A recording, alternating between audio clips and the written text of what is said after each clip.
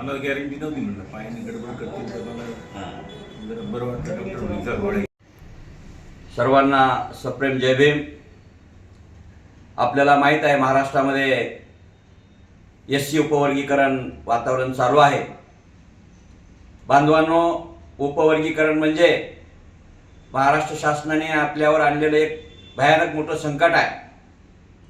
महाराष्ट्रामध्ये या संकटाला पेलण्यासाठी पुन्हा एकदा बाबासाहेबांच्या वारसदारालाच रस्त्यावर उतरावं लागलेलं आहे. माननीय आनंदराज आंबेडकर आणि माननीय बबनरावजी घोलप हे महाराष्ट्रभर फिरून समाजामध्ये जनजागृती करून सरकारला जाब विचारण्याचा प्रयत्न करत आहेत. माझी आपल्याला या व्हिडिओच्या माध्यमातून मागासवर्गीयातील 59 जातीला कळकळीचं आव्हान आहे. आपण ज्याही गावात असाल, ज्याही तालुक्यात असाल, ज्याही जिल्ह्यात असाल, आपल्या ज्या ज्या जिल्ह्यामध्ये तालुक्यामध्ये आंदोलन होत आहे त्या आंदोलनामध्ये आपण सक्रिय सहभागी झालं पाहिजे. उद्या 10 ऑगस्ट 2026 रोजी परळी या ठिकाणी एससी उपवर्गीकरण विरोधी संघर्ष समितीच्या वतीनं महामोर्चाचं आयोजन करण्यात आलेलं आहे.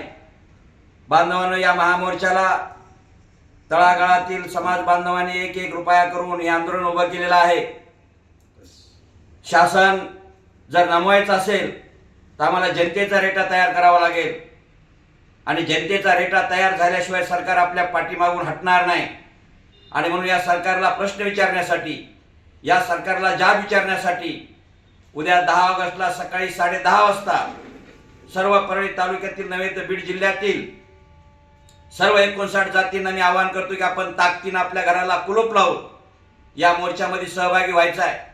बांधवांनो, या सरकारवर विश्वास ठेवता कामा नये.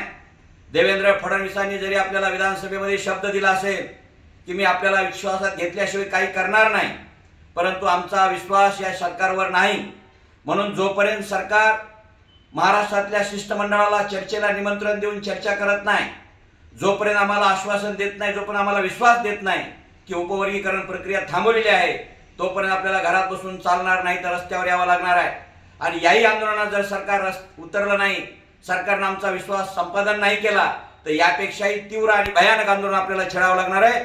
यामुळे आपल्याला सर्वांना मी विनंती करतो की आपण सर्वांनी आपल्या कुटुंबातील वृद्ध असतील, मुलं असतील, महिला असतील, तरुण असतील, युवक असतील, सर्वांनी आपापले सर्व काम धंदे व्यवहार बंद करून या मोर्चामध्ये हजारोच्या संख्येनं, लाखोच्या संख्येनं उपस्थित राहावं असं आवाहन एक विरोधी संघर्ष समितीचा अध्यक्ष या नात्यानं करत आहे. आणि आपण सर्व ताकदीने याल अशी अपेक्षा व्यक्त करतो. धन्यवाद. जय भीम, जय भारत.